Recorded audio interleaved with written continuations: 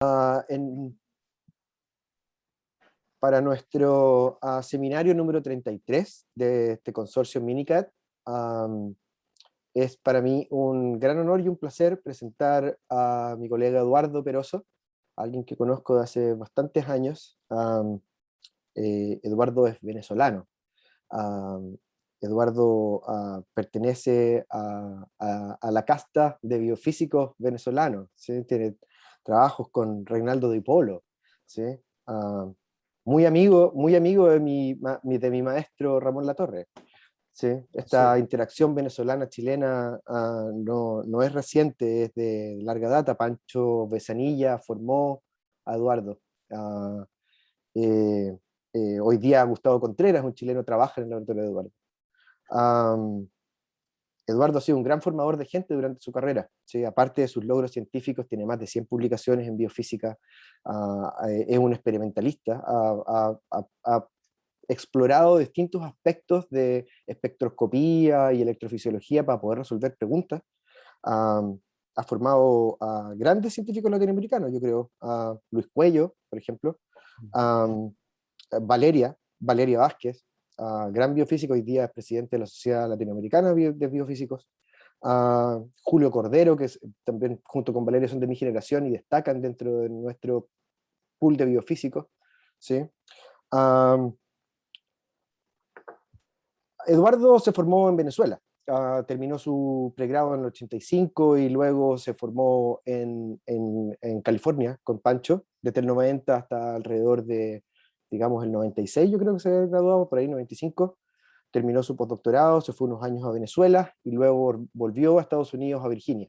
Estuvo en Virginia unos 10 años, yo creo, y luego se fue a Chicago, ¿sí? Siempre invitado. Eduardo es una persona de las que recibe invitaciones, y que su trabajo es de altísima calidad.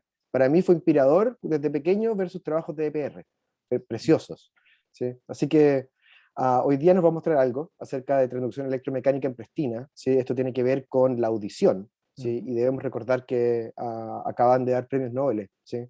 Por sistemas sensoriales. Esto está muy en contexto con lo que hoy día se está haciendo. Así que, Eduardo, la audiencia es tuya. muchas gracias, Sebastián. Siempre un placer estar en contacto con ustedes. Y bueno, quería contarles, cuando me preguntaste sobre esta charla, había una serie de tópicos posibles, pero me parece que este es súper interesante, que tiene para mí una gran audiencia, em, porque es como el, ah, la unión de dos de los problemas fundamentales que tratamos en el laboratorio. Uno es el proceso de dependencia de voltaje. ¿Cómo hace un sistema biológico en la membrana para transducir la energía que está acumulada en el campo eléctrico y la transduce en forma de movimiento molecular? Y del otro lado está el proceso de mecanotransducción. En el caso de la voltaje dependencia, desde el punto de vista evolutivo, los procesos físico-químicos que fueron resueltos en el curso de la evolución fueron resueltos hace billones de años. Y por eso es que un canal voltaje dependiente de potasio o de sodio fundamentalmente no es muy diferente en bacterias de lo que es en humanos. En el caso de los procesos de mecanotransducción, em, el, la, el proceso evolutivo ha sido mucho más en paralelo, en donde hay soluciones moleculares diferentes a un mismo problema. Es como transducir directamente los cambios de fuerza en la membrana o los cambios de fuerza a través de uniones entre el citoesqueleto y proteínas de membrana. Todo esto es para decirles que uno de los procesos fundamentales por los cuales ustedes me están escuchando tiene que ver en el proceso de transducción electromecánica que ocurre en las células ciliadas en la cóclea.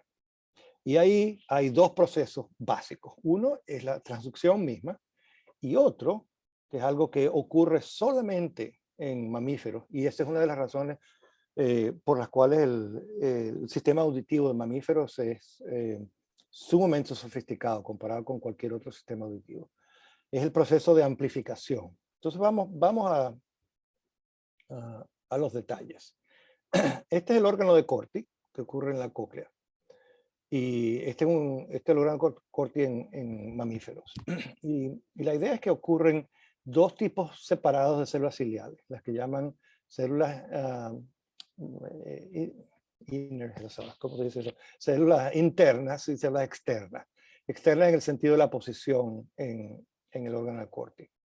Las células externas están, bueno, ambas están directamente modificadas físicamente por el movimiento de la membrana tectorial, que es sensible a la onda de presión que lleva a esta onda que viaja a través de la cóclea. Y la cóclea no es nada sino un tubo alargado en forma de trompeta que simplemente se enrolla como un caracol. Las células que están asociadas a este proceso de amplificación, son las células externas, lo que llaman las outer hair cells o OHC. Me disculpan que todas las diapositivas son en inglés, excepto por el título, así que no tuve tiempo de traducir todo. Interesantemente, aunque hay procesos auditivos en vertebrados no mamíferos, solamente los mamíferos tienen esta habilidad de discriminar y amplificar a través de lo que llaman, lo que los fisiólogos auditivos llaman el amplificador coclear. Ahora, ¿qué es el amplificador coclear? Una de las cuestiones interesantísimas que nos ha llevado a entender en este proyecto es que hay tres procesos, tres eventos que son familiares para muchos de nosotros, que aparentemente no tienen nada que ver entre ellos y todos tienen la misma base molecular. Primero es el hecho de que, por supuesto, mientras nosotros nos envejecemos, y esta es una audiencia joven, así que ustedes seguramente tienen su sistema auditivo intacto o casi intacto, excepto por el caso número 2 que viene ahora, y es el hecho de que las células auditivas no se regeneran. Uno nace con el número fijo de células ciliares y estas al decaer son sensibles a muchos insultos a través de la vida, sonoros, químicos, hormonales, etc. El hecho es que la característica de este proceso no es que la gente de la tercera edad no pueda oír, es que oye solamente a niveles muy altos. Por eso uno tiene que, a los abuelitos hay que hablarles duro. El segundo evento es el hecho de que una gran proporción de los rock and rolleros de medio cuarentones, así como Sebastián, tienen también problemas auditivos. Y eso se debe también al hecho de que los insultos sonoros a altos decibeles, por encima de 95 a 100 decibeles, tienen un efecto deleterio particularmente en estas células ciliares. Y el tercer evento, el tercer fenómeno que ocurre en la naturaleza, es que lo que se sabe desde hace mucho tiempo, es que los únicos animales que son capaces de ecolocalizar son los mamíferos. Ahora, todo esto viene al hecho de que este proceso de amplificador, lo que llamamos el amplificador coclear, se produce por un proceso de feedback positivo electromecánico entre el movimiento de la onda de presión que se representa en esta animación como un sube y baja, el movimiento de los estereocilios de las células ciliares y la depolarización o hiperpolarización que puede ocurrir en las células ciliares. Al moverse en la membrana tectónica y la basilar, esto produce que las células se depolaricen. Y al depolarizarse, las células externas cambian de longitud. Y al cambiar de longitud, cambian las propiedades mecánicas de todo el sistema. Este feedback positivo puede en realidad medirse. En la ausencia total de sonido, uno puede medir el proceso de feedback positivo que ocurre en estas células ciliares simplemente usando métodos de interferometría o micrófonos de altísima resolución y altísima ganancia. Entonces, ¿qué significa esto? Que Cuando se depolarizan o hiperpolarizan, las células ciliares externas, las outer hair cells, se cambian de longitud, como les decía. Y eso en realidad tiene una serie de implicaciones mecánicas del proceso de retroalimentación positiva.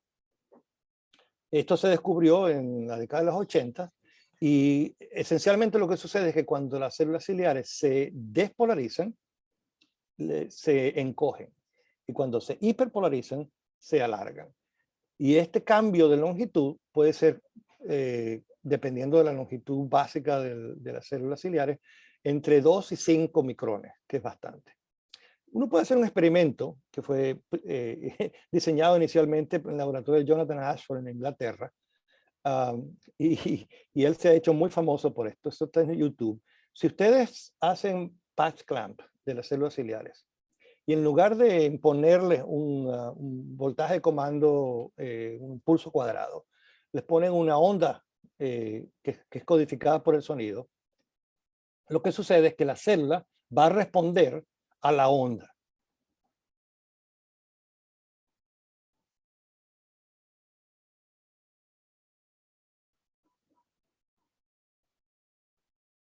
Suficiente. Entonces, como pueden ver, uno puede hacer que las células bailen simplemente poniendo un voltaje que codifica por una canción en el voltaje de comando del voltage clamp. Eso también se puede medir. El movimiento se mide por métodos ópticos usando un fotodiodo cualquiera, y la curva de correlación, la curva de el voltaje de transferencia entre la función de transferencia entre el voltaje y el movimiento se puede medir. Ahora, como todo proceso voltaje dependiente, para que el sistema, cualquiera que este sea aquí, el sistema de retroalimentación responda al voltaje, debe haber un movimiento de carga interno. Y ese movimiento de carga es una capacidad no lineal que se puede medir aquí por métodos eléctricos clásicos, y que justamente se asocia al movimiento de la célula con un punto medio alrededor de menos 50 milivoltios. No, suficiente. Ok. Como les decía, este proceso de retroalimentación positiva solo ocurre en mamíferos, a pesar de que todos estos vertebrados tienen sistemas auditivos.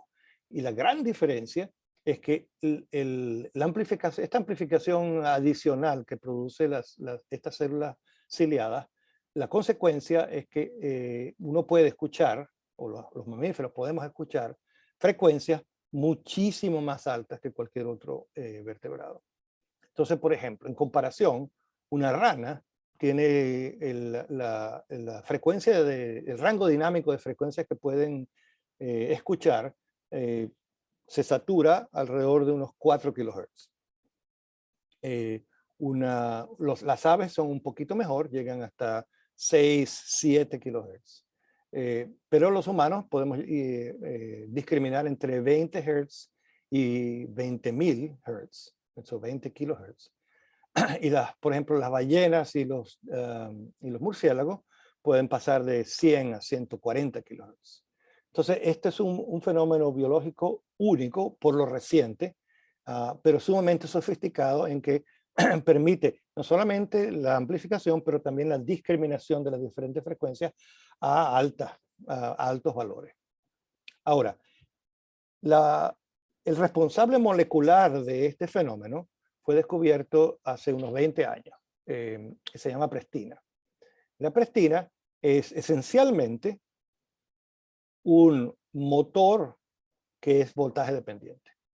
Responde directamente al voltaje y de alguna manera, que lo vamos a ver en el curso de esta charla, de alguna manera cambia la longitud de la célula, produce una fuerza en la membrana vasolateral que cambia la fuerza. Y solamente en la longitud Z, en la longitud, en el eje más largo de la célula.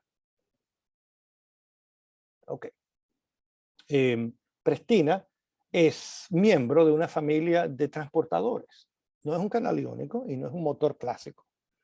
Entonces la pregunta fundamental, varias de las preguntas que yo las voy a describir en un segundo, es cómo hace un transportador que realmente no transporta para convertirse en un motor que es voltaje dependiente. Los otros miembros, esta es la familia de los SLC26, que es una familia muy, muy grande de transportadores de diferente selectividad. Todos son transportadores de aniones y todos tienen un cotransporte o con protones o con sodio. Y el punto fundamental es que todos tienen más o menos la misma arquitectura. No idéntica, pero más o menos la misma arquitectura. Entre 12 y 14 segmentos transmembrana muy heterogéneos, como lo van a ver en un segundo. Entonces, ¿cómo hace un transportador para convertirse en un motor voltaje dependiente? Bueno, lo primero, por supuesto, es que si uno mira en el órgano de Corti, la distribución de Prestina es exclusivamente una propiedad de las células externas, de este grupo de 3 que se multiplica a medida que uno va caminando por la cóclea de mayor a menor frecuencia. Y un fenómeno interesante es que dependiendo de la frecuencia que se codifica, como ustedes saben, o probablemente saben mejor que yo, la cóclea no es sino un aparato que es un procesador de transformada de Fourier, que convierte frecuencias en frecuencias de potenciales de acción.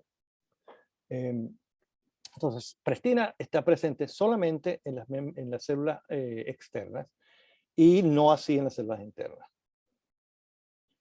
Y la otra cosa importante es que todos los miembros hasta ahora, todos los miembros de la familia SLC26 producen transporte a través de un mecanismo que se conoce como el mecanismo de ascensor.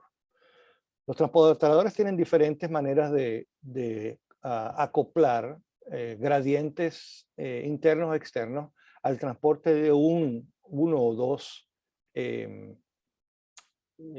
solutos específicos. Entonces, uno puede hacer el acceso alternativo clásico, no sé cómo traducir, el rocking bundle es como el acceso alternativo, pero con una de los dominios del transportador se mueve con respecto a otro. Y la extensión lógica de ese es el proceso del ascensor, en donde tienes un punto de referencia central que generalmente coincide con la superficie de interacción de los monómeros, tiene 2 a 3 son o dímeros o trímeros, y ese ascensor tiene el sitio de unión que va de acceso externo a ocluido a acceso interno. Entonces, para entrar en detalles ya, nosotros empezamos un estudio de la Prestina, que como les digo, se había identificado en el 2001 exactamente, hace 20 años. Y se reconoció como uno de las moléculas fundamentales en el proceso auditivo, pero hasta ahora nadie le había podido meter mano a la bioquímica y mucho menos a la estructura. Nosotros, basados en lo que conocemos de la respuesta a frecuencia de las diferentes prestinas, asumimos que una prestina que respondía a muy alta frecuencia, tenía un rango dinámico muy alto, como la prestina de los murciélagos o de las ballenas, sería quizás una prestina mucho más robusta para trabajarla bioquímicamente. Y eventualmente, después de muchas pruebas, encontramos que la prestina del delfín se expresaba muy bien y era no solamente estable, se podía purificar. No solamente eso, uno de los procesos fundamentales de la voltaje dependencia que voy a describir en un rato, es el hecho que la voltaje dependencia de Prestina depende directamente de la composición de los aniones intracelulares a los cuales está expuesta. Por supuesto, sobre este punto, en condiciones fisiológicas normales, el anión principal va a ser cloruro. Pero si uno cambia el cloruro, cambian las propiedades hidrodinámicas de la molécula, lo cual es sumamente interesante, como lo vamos a ver. No solamente eso, sino que la prestina del delfín produce el exceso de la capacidad no lineal que es asociada al movimiento de cargas de la prestina. Se puede medir o en el dominio de la frecuencia, como en este gráfico, o directamente en el dominio temporal, como lo puede medir una corriente de gating normal.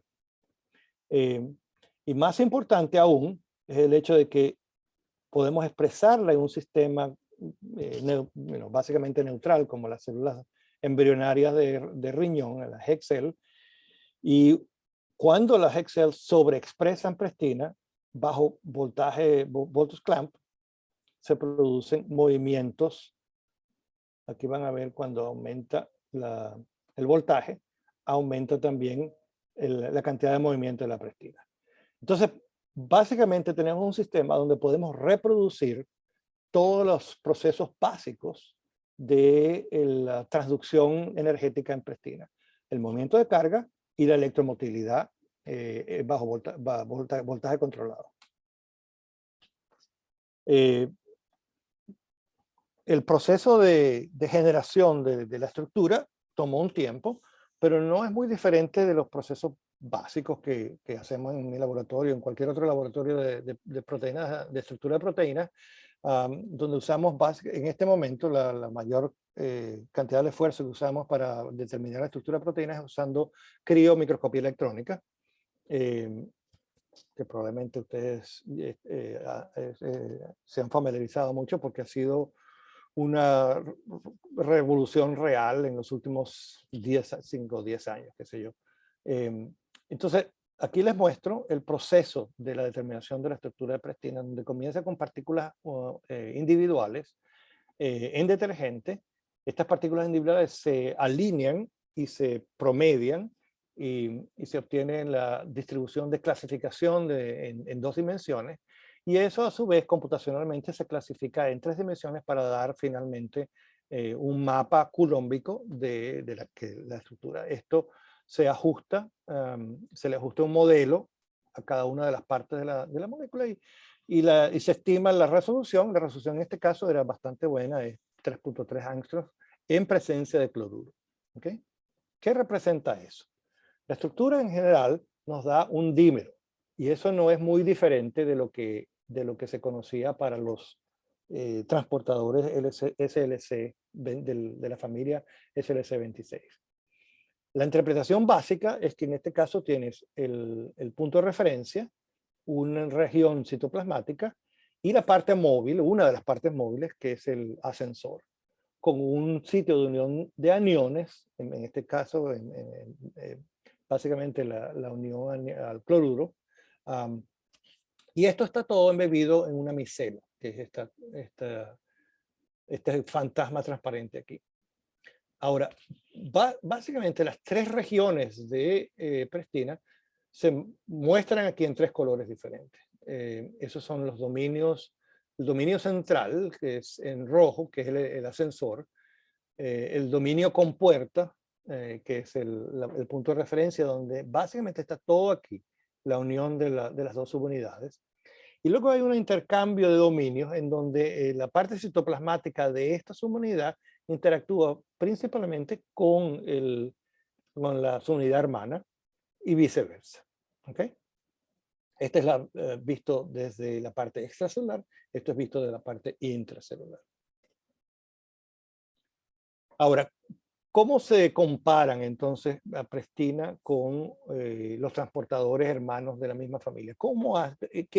¿Qué parámetros, qué características básicas de la prestina uno puede empezar a discernir que explique la función que es tan única?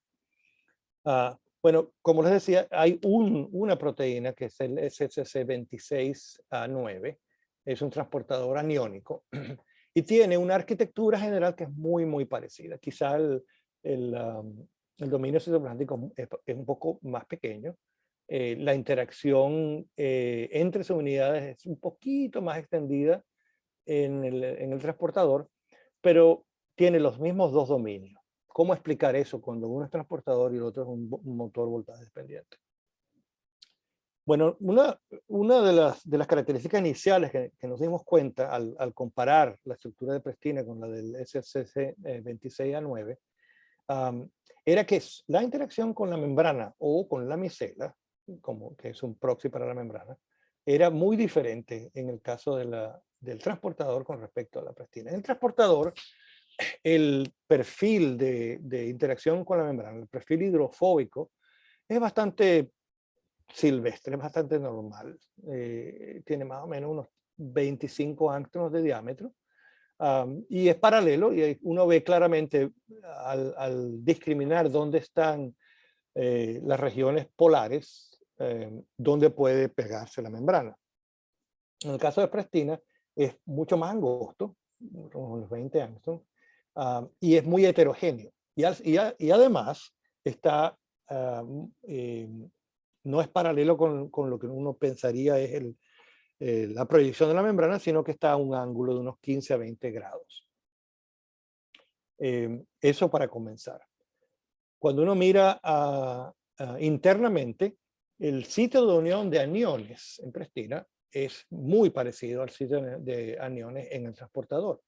Y está basado en interacciones aromáticas con un pi orbital aquí, pero además una carga que es importantísima, esta R399, que quiero que recuerden, porque va a ser importante en determinar el proceso de dependencia de voltaje. Interesantemente, ninguno de los transportadores, y en nuestro caso tampoco la Prestina, cuando uno determina la estructura, inclusive a resoluciones importantes, pues, de alrededor de 3 angstroms, nadie ha visto el ion, nadie ha visto el anión pegado. Entonces este es un modelo molecular basado en dinámica molecular de dónde puede estar pegado el anión, que es, como les decía, muy parecido a los transportadores. Entonces, bueno, vamos a hablar un poquito de las preguntas que quedan por resolver. ¿Cómo vamos a meterle el pecho a este problema?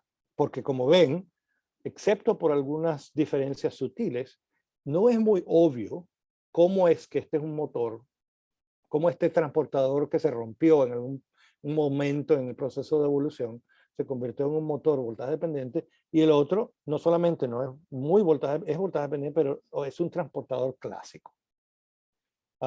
Entonces, número uno, tenemos acceso a diferentes conformaciones de la Prestina. ¿Cómo hacer para estudiar este paisaje molecular, este paisaje conformacional?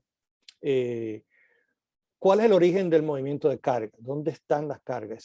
Las cargas están en el anión, como fue propuesto hace unos años, o en intrínseco. Las cargas son intrínsecas de la molécula, o puede ser una combinación de ambas. ¿Cómo hace ese movimiento de carga para inducir el movimiento general de la Prestina que la convierte en un motor? Y tan importante como eso es cuál es ese movimiento, cómo hace la Prestina para cambiar su proyección en la bicapa. Y cosas que están todavía por determinar, el papel cuantitativo de los aniones con respecto a las cargas fijas, o cómo se transfiere esa carga en fuerza.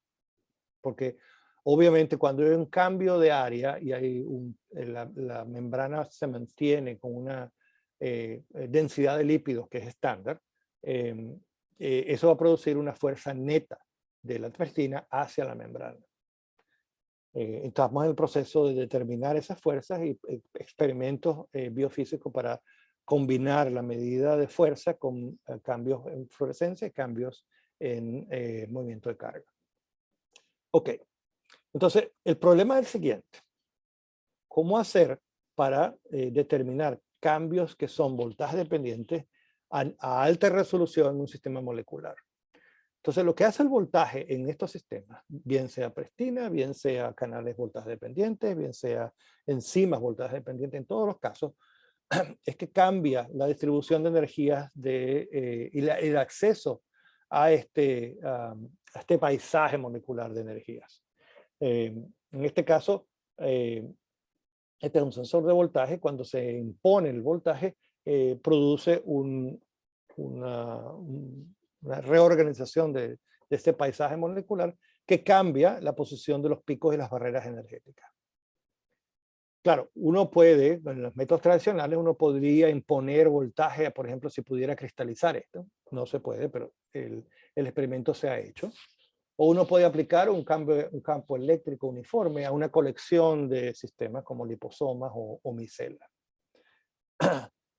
Resulta que uno de los descubrimientos fundamentales en la fisiología de Prestina ha sido que el movimiento de carga depende tremendamente del tipo de anión presente en la solución fisiológica. Entonces, bajo condiciones normales, el anión principal es cloruro. Si tú eliminas el cloruro, el movimiento de carga se va. Si sustituye el cloruro por fosfato, se corre unos 100 milivoltios hacia la derecha. Y si pones sulfato, se corre unos 150 milivoltios hacia la derecha.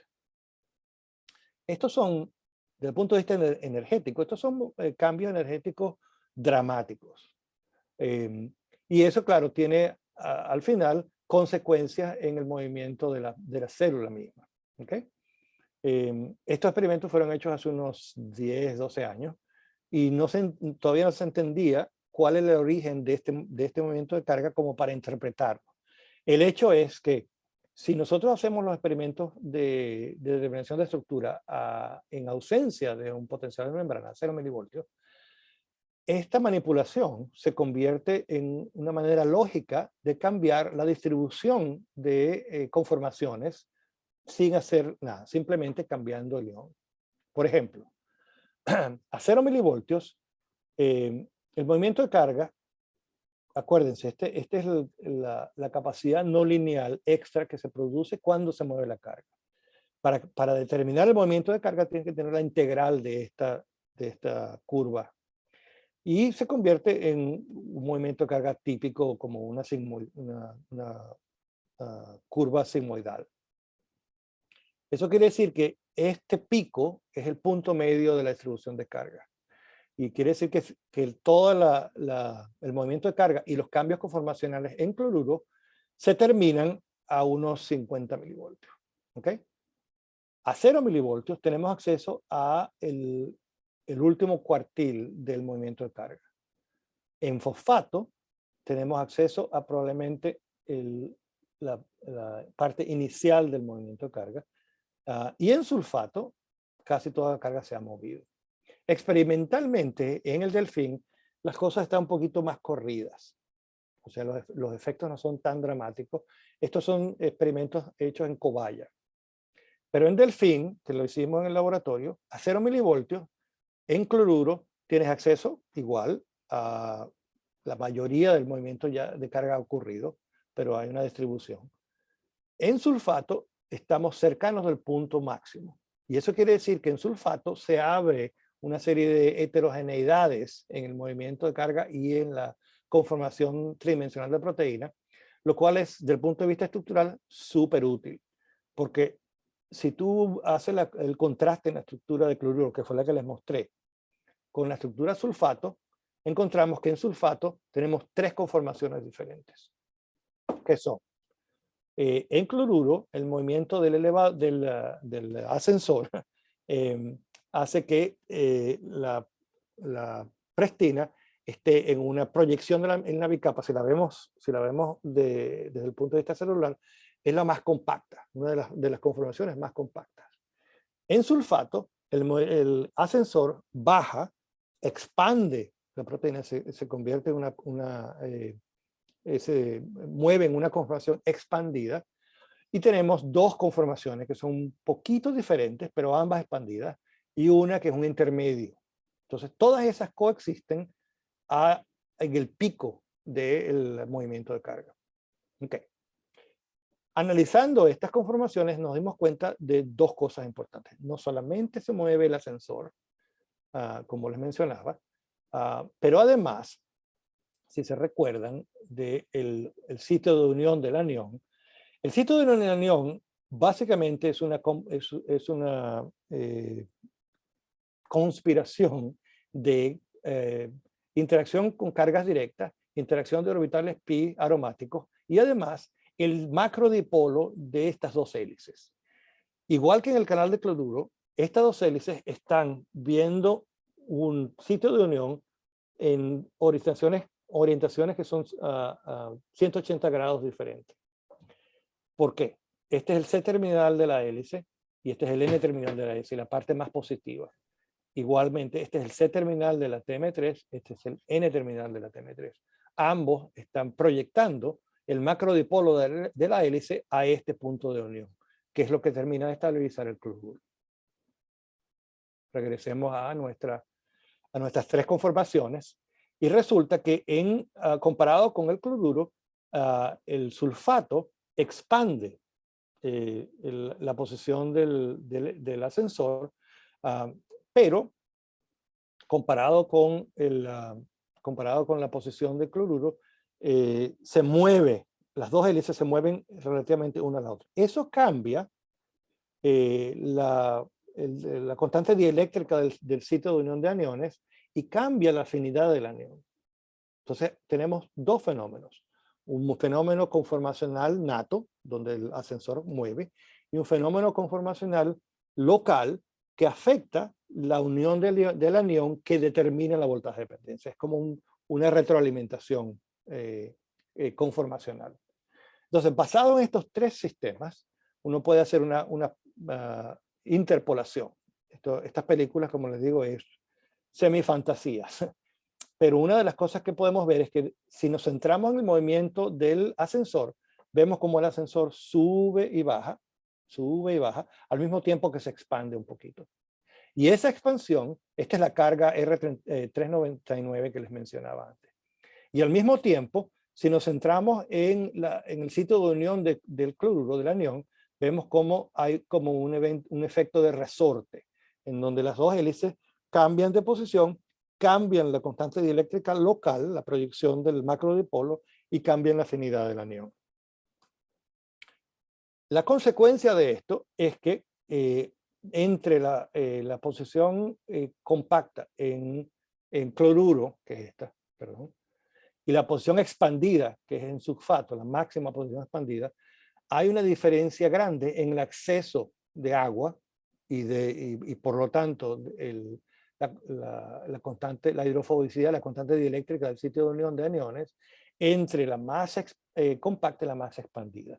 Mientras más expandida está la estructura, el agua penetra más y casi pasa para el otro lado, pero nunca pasa al otro lado. No hay un canal aquí que una el agua, no es un canal acuoso. Y eso hace que esta conformación esté cercana a una conformación de acceso interno, y esta está más asociada a una conformación ocluida, en donde hay poca agua que entra aquí, entra un poco, pero poca, y cero de agua que entra aquí, o muy poca.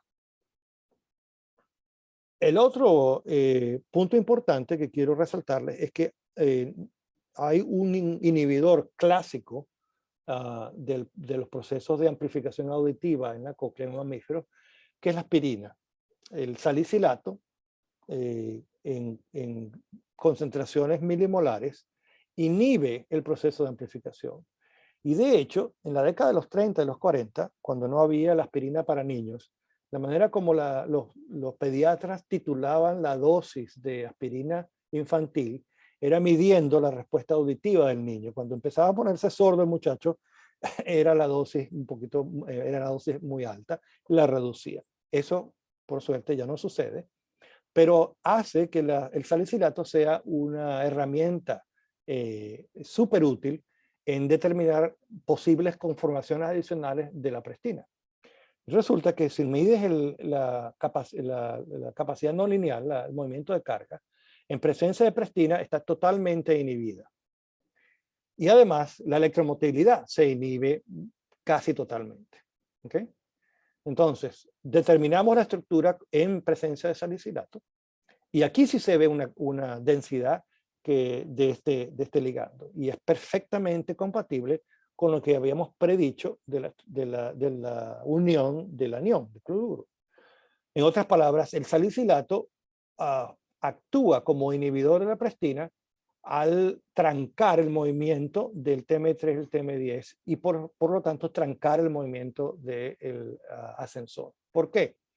Bueno, la interacción entre el TM3, la distancia entre el TM3 y el TM10 que les decía es modulada por el ion, en presencia del salicilato es la más cercana, es el sitio más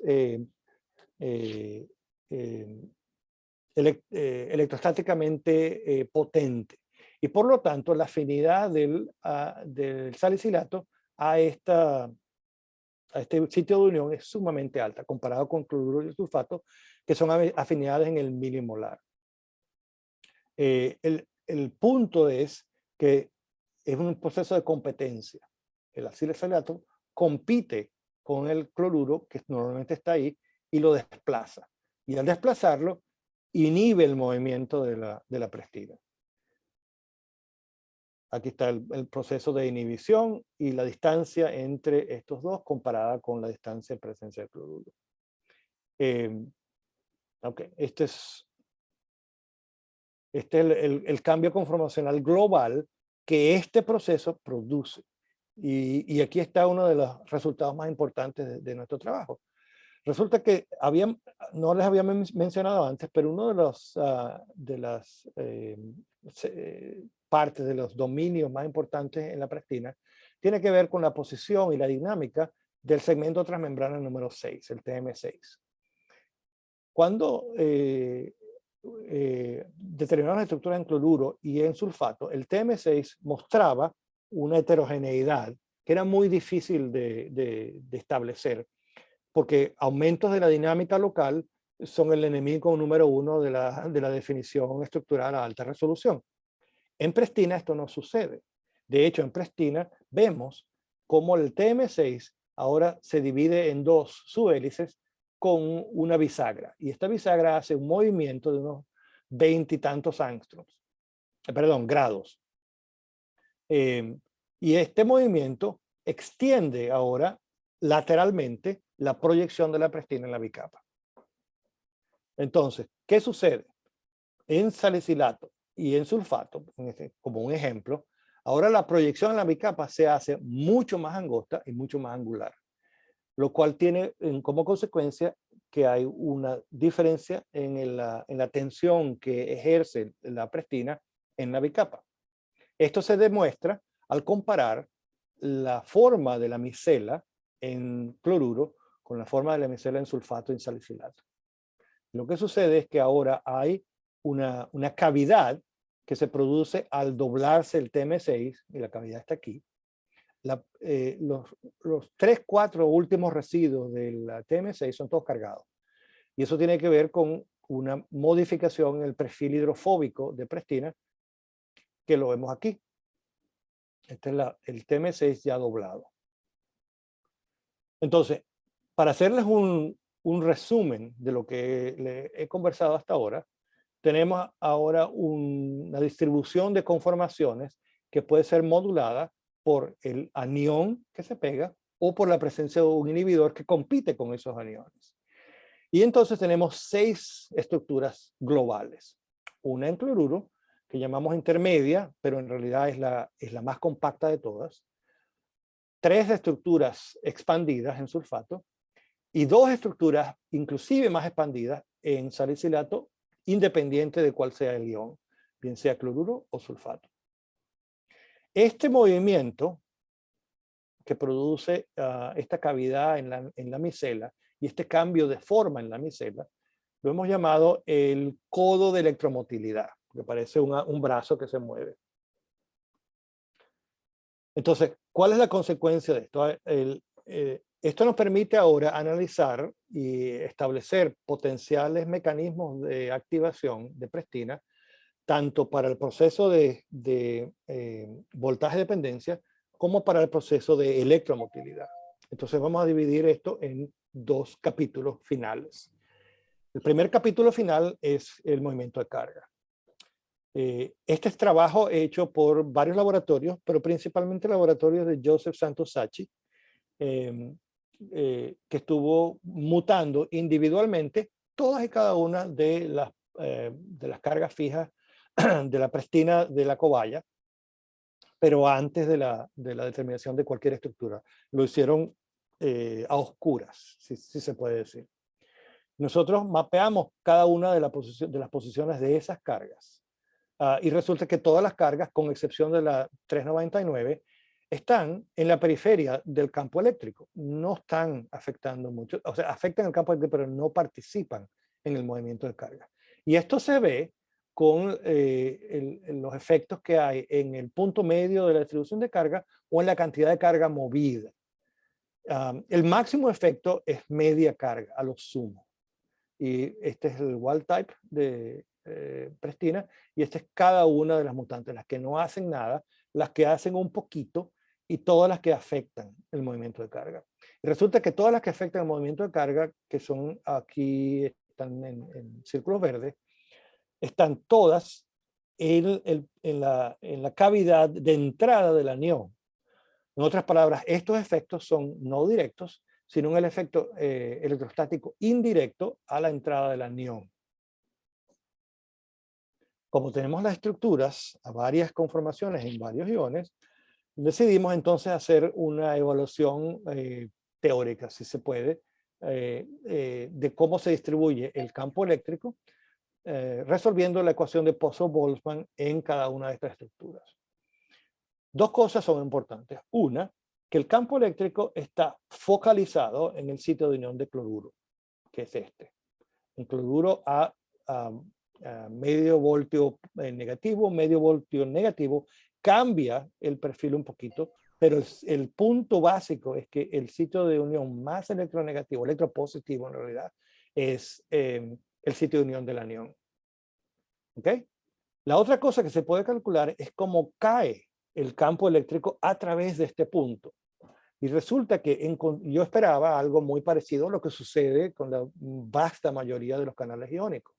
Y es que los canales iónicos en los sensores de voltaje, el campo eléctrico está concentrado, en lugar de caer en 30 angstroms, que es la parte de bajo dieléctrico de la bicapa, cae en unos 10 a 15 angstroms dependiendo del canal. Eso es una de las razones por las cuales los canales iónicos voltaje dependientes responden tan bien a los cambios de voltaje. No así prestina. La sorpresa para nosotros fue que la prestina no tiene ninguna concentración particular del campo eléctrico. Hay un movimiento muy leve dependiendo de si está el anión pegado o no, pero el campo cae casi linealmente en los 30 angstroms que representan el dieléctrico de la bicapa.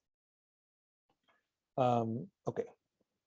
Sin embargo, una vez que uno afecta de alguna manera la carga fija, este R399, que es el punto fundamental, uno de los puntos fundamentales de unión del anión, si la sustituyes de arginina a lisina, hay un movimiento de carga. No es tan eficiente ni tan polarizado, pero ocurre un movimiento de carga. Pero si la neutralizas con cisteína o la neutralizas los aromáticos adyacentes, hay movimiento, afecta el movimiento de carga significativamente. La 399 la elimina y la fenilalanina 101, que es uno de los aromáticos que está pegando al anión, reduce la carga y la mueve hacia potenciales positivos. Calculando la distribución de estas mutantes de la solución de la ecuación de Poisson-Boltzmann, vemos que cuando se neutraliza este sitio electropositivo donde se pega el anión, sufre significativamente la electronegatividad y se distribuye mucho más ampliamente y no focalizada como estaba antes. Esto sucede independientemente de que sea una serina o una glutamina. Si le cambiamos la carga, la polaridad, se revierte la electropositividad a electronegatividad y ahí no se mueve nada de carga, absolutamente nada de carga. Lo cual quiere decir que el sensor de voltaje en prestina no es ni la 399 ni el anión. Es la unión compuesta entre los dos. es la interacción electrostática entre el anión y la carga y los orbitales electrónicos que estabilizan y coordinan el anión en ese sitio de unión. Ok, como conclusión primera. El segundo capítulo de conclusión es cómo explicar el proceso de electromotilidad. Cómo explicar cómo hace el cambio de voltaje para cambiar la proyección de la prestina en el plano de la bicapa. Ya les puedo decir de antemano que no sabemos, esa es la última pregunta fundamental. No sabemos cómo hace el voltaje para cambiar la proyección de la prestina. Lo que sí sabemos es el origen del cambio de área, o sea, cómo hace la prestina para expandirse. Y hay dos eventos que participan en ello. Uno, ya lo describimos, que es el movimiento del ascensor. ¿Okay? Y ahorita les muestro una animación que muestra eso muy bien. Pero lo segundo, y es uno de los descubrimientos más importantes de este trabajo, porque fue inesperado, es la participación de este codo de electromotilidad, en donde en presencia del fluoruro, la conformación más compacta de la prestina, tiene la TM6, se extiende linealmente. Y en el momento en que cambia el voltaje o cambia el anión a sulfato y a salicilato, esto se mueve un poquito hacia la periferia, pero además cambia el ángulo final de la hélice subiendo estas 3-4 cargas netas hacia el centro de la bicapa. Y eso produce un cambio de el grosor de la bicapa. Lo más interesante de esto es que si uno ahora estudia el origen de esto, está centrado en una serie de glicinas que le impone flexibilidad a esta hélice. Si uno mira en el curso de la evolución, hay una transformación dramática. Estos son todos mamíferos que tienen en común 5 glicinas en la TM6. Es una hélice que tiene que ser altamente flexible en la primera mitad. El último cuartil de la hélice hay 7 cargas entre positivas y negativas, que contribuye a cambiar la proyección hidrofóbica de la prestina en la bicapa. Cuando uno mira los transportadores, o sea, que no son motores voltaje dependientes, en aves, en reptiles, en batracios, ellos tienen una en común, que es esta glicina 265, y una segunda que es un poquito menos común, pero bastante, que es la 275. Eso hace que hay 3 glicinas que son únicas en el comportamiento de la prestina de mamíferos.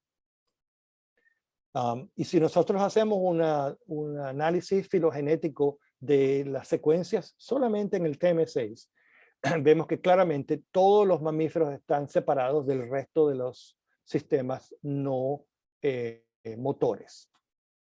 Entonces, ¿cuál es la importancia de estas glicinas? En el momento en que empezamos a mutar las glicinas, bien sea con una leucina o una isoleucina, la electromotilidad o desaparece completamente, en el caso de estos dos sistemas, aquí y aquí, esta glicina 276 y la glicina 263.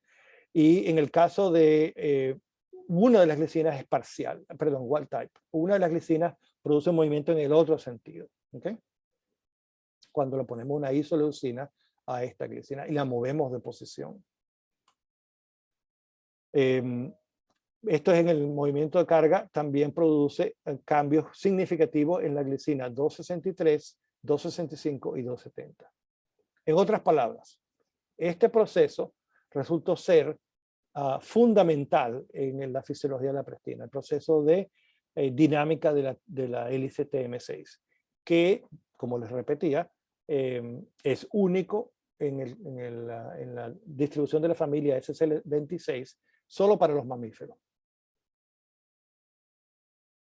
Ok, entonces, esto hace, y a pesar de que las estructuras que nosotros que determinamos, que les estoy mostrando hoy, son todas en detergente, una de las maneras de establecer las consecuencias de esos cambios que vemos en la micela es simularlos en una bicapa. Y lo que se ve es que la prestina expandida tiene dos consecuencias. Hay cambios locales en la membrana interna, en donde la prestina expande y promueve un aumento de la tensión en la periferia, en los dos puntos periféricos. Y promueve una reducción en estos dos puntos laterales de la prestina. Los cambios y esto ocurre básicamente en la monocapa interna, en la monocapa intracelular. En la monocapa extracelular, los cambios son generalmente mucho más suaves, mucho menores, aunque sí ocurre también una expansión de nuevo en este punto periférico de la prestina. Esto se determinó mecánicamente para todas las conformaciones en todas las condiciones iónicas y se ve que en comparación con el transportador, los movimientos de expansión son mínimos en la monocapa interna, ocurren en la monocapa externa, pero la monocapa interna casi no se mueve, mientras que la monocapa interna de la prestina tiene movimientos de cambios de área que son dramáticos. Esto es para mostrarles entonces un resumen de estos cambios de área.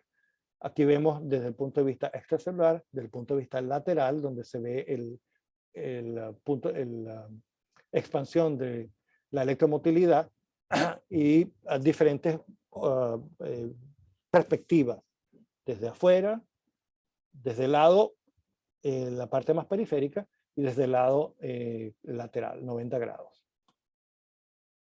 En comparación, los cambios que ocurren en los transportadores son literalmente solamente el ascensor. El ascensor es lo único que se mueve. Entonces, de alguna manera, y eso es el próximo capítulo en la investigación, es determinar qué hace de los cambios que ocurren en la evolución de la prestina desde transportador a motor para que esta expansión ocurra tan significativamente como ocurre en la prestina y no tanto en los transportadores. En resumen, les he descrito un ciclo de electromotilidad que depende de la composición aniónica, la composición iónica del anión que se está pegando al sitio de unión donde ocurre el movimiento de carga, y que en consecuencia hay un acoplamiento entre ese movimiento y los cambios conformacionales que proyectan cambios de área en prestina en el plano de la bicapa.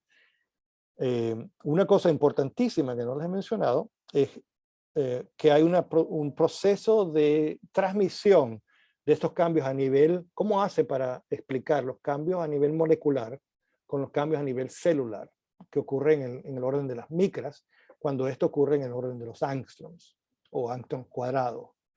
Y la solución del problema es que la prestina está a unas concentraciones, a unas densidades en la membrana vasolateral de las células externas en el orden de los 5.000 a 10.000 copias por micra cuadrada.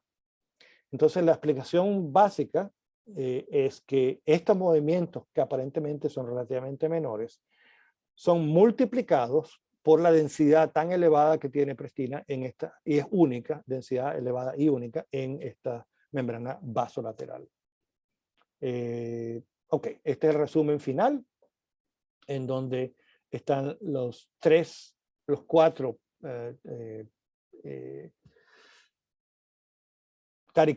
caricaturas básicas de lo que ocurre entre la conformación más compacta, la conformación más expandida y la conformación inhibida por el salicilato, que permite describir al codo de electromotilidad. Con esto les agradezco, por ejemplo, el trabajo que les describí fue liderado por Navid Babi, un postdoc fantástico en un laboratorio, y ahí participan muchos de los miembros del laboratorio, incluyendo Gustavo Contreras, que ustedes conocen, Michael Clark, que ayudó mucho en la determinación de las estructuras, Ron, que determinó mucho de las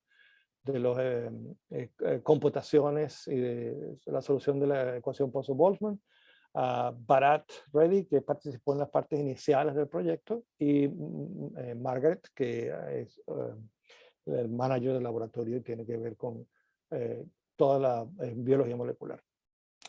Así que con eso les agradezco la atención y cualquier pregunta que puedan tener.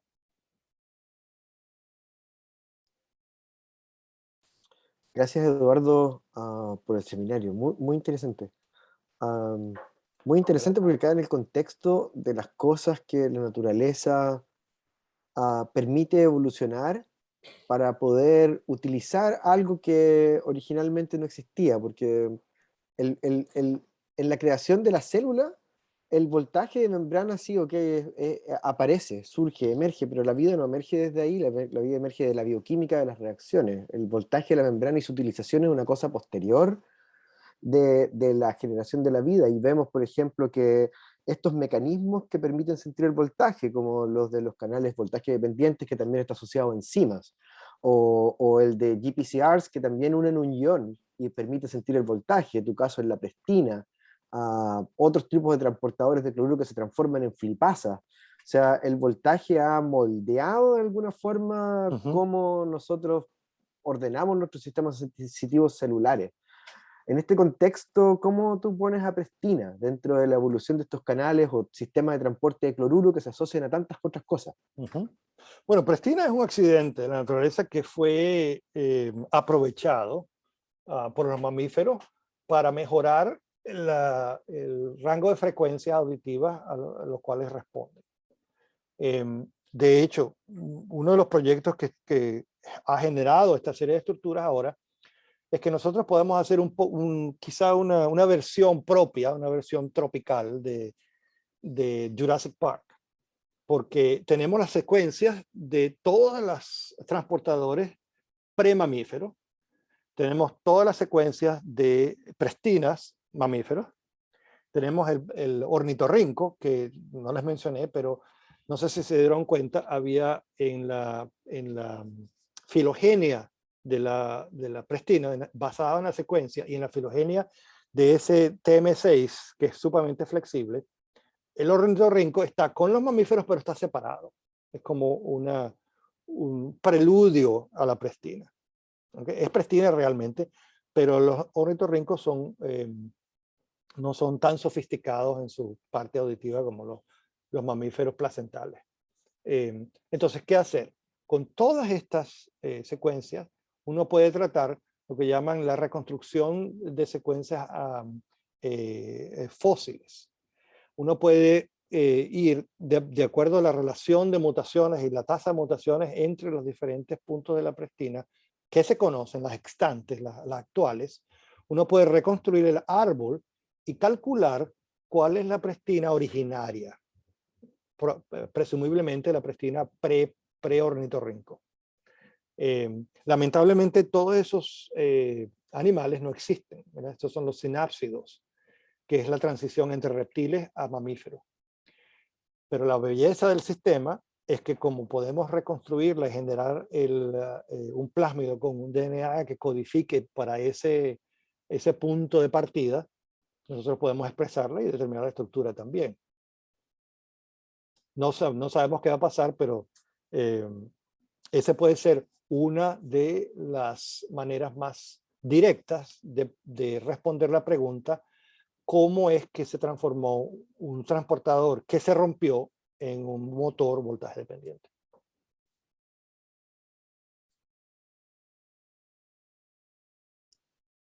¿Alguien tiene preguntas? Está abierta ahí Gaspar Peña.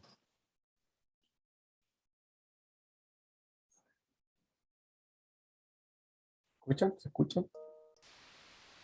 Ahora sí. Hola, Eduardo, muchas gracias por la presentación, muy interesante. Yo tengo una pregunta. Trabajo con unos transportadores de la familia SLC4A, que son parecidos a los SLC26. Entonces, una de las cosas que nos estamos preguntando ahí es alguna diferencia del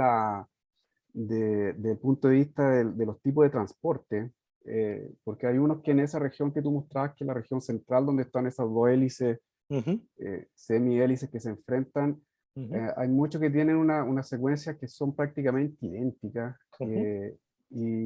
pero transportan, los mecanismos de transporte son muy distintos. Por ejemplo, hay unos que son intercambiadores aniónicos, hay otros que son cotransportadores, y otros intercambiadores aniónicos acoplados a sodio. Entonces hay como un popurrí ahí de mecanismos de transporte. Y Claro, a pero veces perdón, déjame aclarar un poquito. O sea, tú estás seguro que el mecanismo de transporte es diferente, porque muchas veces tú puedes tener diferentes selectividades y acoplamientos, pero el mecanismo sigue siendo un ascensor. sí, claro. Sí, Ok. sí, sí. Desde el punto de vista del movimiento y la estructura, o sea, los movimientos que tú mostrabas, se estima o se plantea que para los SLC4 también operaría de la misma forma. Ok. Pero el punto es que como en esa zona, que muchas veces las secuencias son prácticamente idénticas, puede codificar mecanismos de transporte tan distintos, porque entre un mecanismo de transporte o un intercambio es bastante diferente. Entonces, me preguntaba si en los modelos que ustedes han obtenido, la estructura, han podido indagar en ese punto de los mecanismos diferentes entre cotransporte, intercambio o transporte de un solo ion, por ejemplo. Pero la respuesta a tu pregunta, de hecho, esa pregunta es fundamental, es súper importante. La respuesta corta es que no sabemos.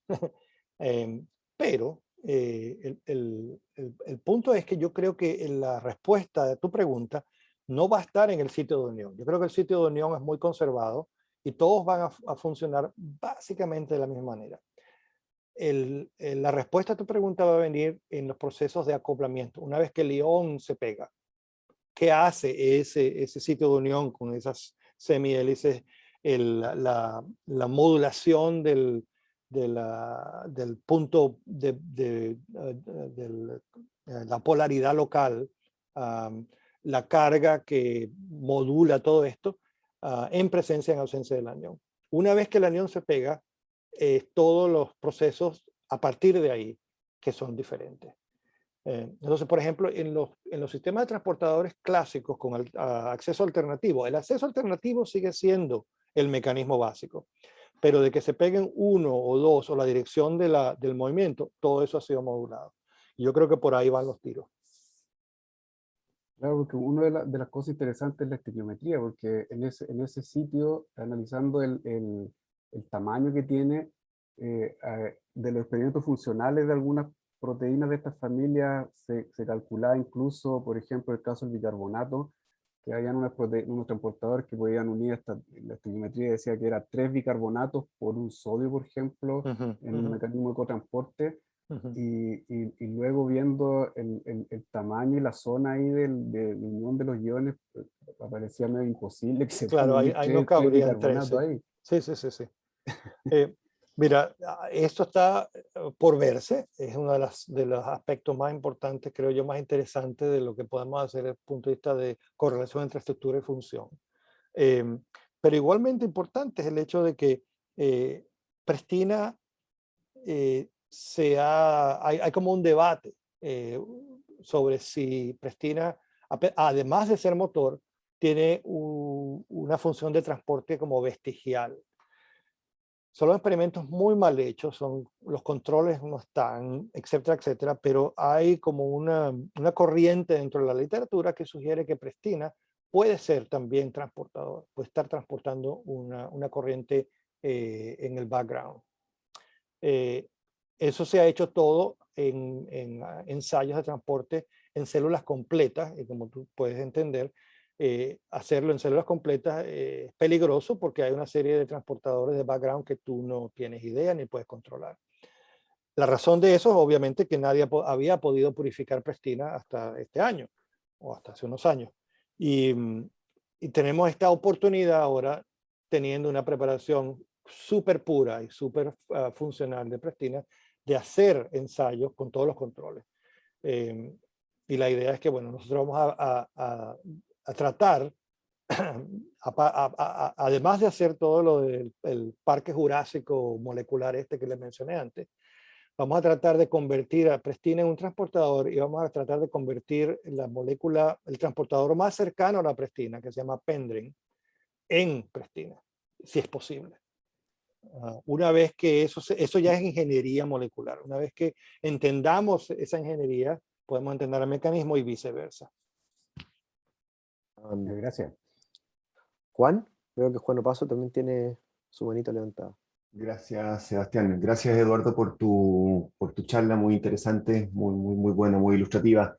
Y te quería hacer una pregunta. Ahí en una de las diapos que tú mostraste, ahí vi que con un shading medio amarillo agrupabas la variación a nivel aminoácidica y en donde quedaban principalmente los mamíferos, también, pero también quedaban un par de aves. Y después venía otro shading para otros aves. Entonces mi pregunta... Sí, sí. Yo me di cuenta también y creo que eso es un error. Ok. Yo me di cuenta No, de que hay ¿cómo se llama eso? no, pero más allá del una garza, hay una garza ahí.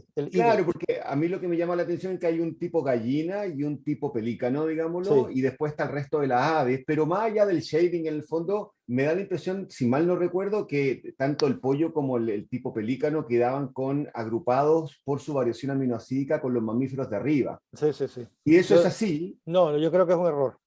Pero Ya, entonces ya, yo recordé mal la diapo en el fondo. no, la recordaste bien, pero yo me di cuenta también que estaba esa y dice, ¿qué hace esto aquí?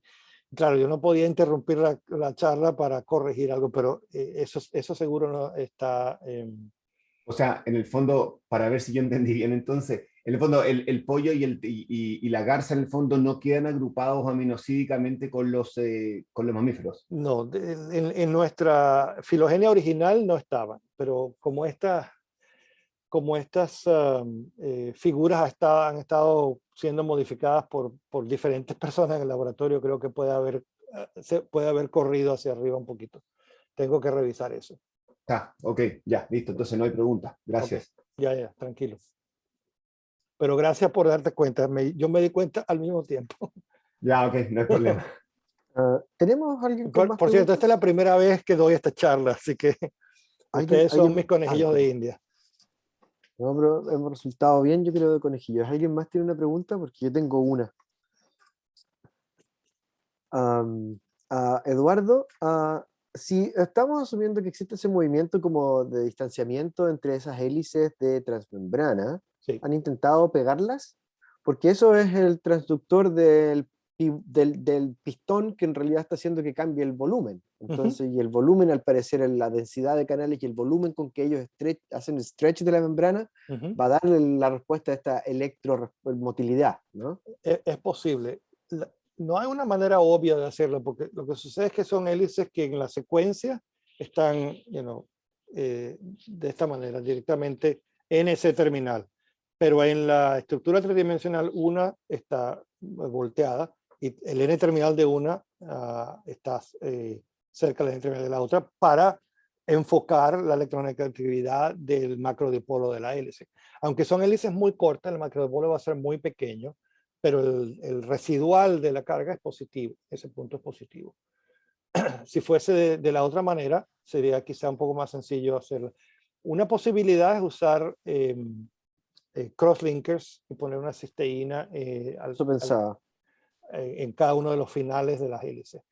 El problema es que con cobre o algo, ¿no? ¿Perdón? Ayudar con cobre o plata. Hacer algo así, claro. Sí, hacer algo así. Pero el problema es que este es un espacio muy restringido, porque cuando uno muestra las dos hélices con la hélice que mantiene y donde viene la carga 399, yo les muestro solamente ese plano, pero eso en realidad está adyacente al resto de la molécula. Esta es la parte que se está moviendo el ascensor con respecto al cuerpo. Al cuerpo, sí, no sé cómo se dice. Vestíbulo que se forma al centro, cuerpo. Es un vestíbulo muy pequeño, sí, es un vestíbulo muy pequeño, pero es la base, pues, la estructura base y donde vienen los monómeros e interactúan en la base. Hay como una V que está llena de lípido. El pivote. Entonces no hay acceso real, pero es una buena idea. Vamos a ver cómo podemos implementarlo. ¿Alguien tiene más preguntas? Porque estamos ya como en la hora. Sebastián. Hola, Eduardo. Hola, Gracias por la presentación, súper buena. Yo quería preguntar si es que hay alguna posibilidad de que esta electromotilidad o los movimientos que genera del ascensor se pueden transferir al citoesqueleto o conversa el C-terminal con el citoesqueleto. Esa es una excelente pregunta. La respuesta a corto plazo es no. Uno puede, y estos son experimentos hechos por Jonathan Ashford en Inglaterra hace 20 años, que han sido repetidos en diferentes tamaños, diferentes pequeños trabajos por aquí y por allá. Uno puede usar diferentes fármacos para disociar el citoesqueleto en células ciliadas externas. Y al final de cuentas, el movimiento de carga se mantiene y la electromotilidad se mantiene. No hay manera de, usando fármacos per se. Uno podría tratar de disociar el citoesqueleto de otras maneras. Pero el punto es que nosotros tenemos el experimento determinante, y es que si tú tomas prestina y la reconstituyes en un liposoma, el liposoma también muestra pequeños movimientos, pero sobre todo muestra movimiento de carga. Perfecto, gracias. O sea, lo único que necesita es la prestina en una bicapa. Ahora, esto no quiere decir que no hayan proteínas que se unen a la prestina y magnifiquen ese movimiento. Por eso sigue siendo fundamental, por eso sigue siendo una pregunta importante. Porque esa densidad de prestinas en la membrana vasolateral puede estar al azar, pero yo lo dudo. Porque sucede que las células ciliadas extracelulares tienen esta estructura como cilíndrica. Está la membrana plasmática. Debajo de la membrana plasmática está la parte básica del citoesqueleto. Pero además, aparte de eso, está como el córtex que llaman los biólogos celulares. Y unido a eso hay como unos pilares que se pegan al citoesqueleto y que están asociados a unas cisternas de membrana interna. Nadie sabe cuál es el papel de las cisternas, nadie sabe cuál es el papel de estos pilares, y no hay manera, como no se conoce la estructura ni la composición de los pilares, no hay manera de hacerle un seguimiento a eso experimentalmente. Súper. Pero probablemente eso tiene que ver también con el hecho de que la prestina, para maximizar el movimiento en la dirección del eje principal de la célula, probablemente la prestina está orientada. Y cómo orientarla necesita un partner, una unión. Yo estaba pensando justamente en eso, porque ¿viste? Los tip links se tienen que mover en cierta consonancia con el movimiento que genera la prestina. Y me imagino yo, para poder hacer esas células... No, eso sí se sabe. Eso es una buena idea, pero resulta que no necesariamente cierta. En otras palabras, el acoplamiento entre el movimiento, entre la señal de transducción mecánica en el tip link, no es mecánico. El acoplamiento es por voltaje. Porque lo que sucede es que al moverse los estereocilios, abren los canales del complejo mecanotransductor, hiperpolariza o depolariza la célula ciliada dependiendo de la dirección del movimiento, y ese cambio de voltaje es lo que activa o mueve la presión en una dirección o la otra. Perfecto. Muchas gracias.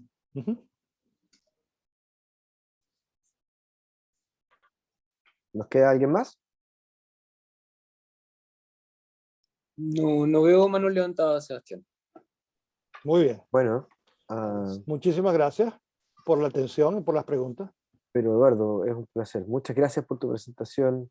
Te felicito por esta nueva publicación, la nueva estructura. ¿Sí? Gracias. Bueno, eso sí, es trabajo de equipo. Bueno, siempre es trabajo de equipo. Ya. Hasta luego. Güey. Tengan buena semana. Un saludo para todos. Chao, chao. Chao, muchas gracias. Chao. Chao, gracias.